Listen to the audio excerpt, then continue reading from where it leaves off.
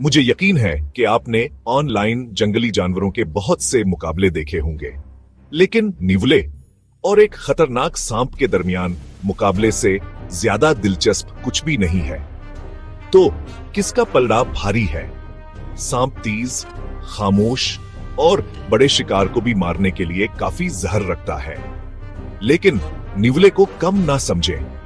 ये छोटे जंगजू तेज, होशियार और हकीकत में सांप के जहर के खिलाफ मुजाहमत रखते हैं। जब वो टकराते हैं तो निवला तेजी से हरकत करता है, बिजली की सी तेजी से होने वाले हमलों से बचता है। ये सही लम्हे का इंतजार करता है, फिर धड़ाम, सर पर एक काट और सांप के लिए खेल खत्म। लेकिन सांप हमेशा नहीं हारते। एक छोटी सी गलती और पलक झपकते ही सूरत हाल बदल सकती है। ये रफ्तार, जहानत और फौलादी आसाब की जंग है। तो अगली बार जब आप एक निवले और सांप को आमने सामने देखें तो याद रखें, जंगल में कोई यकीनी फातेह नहीं होता, सिर्फ सबसे बहादुर ही जिंदा रहता है।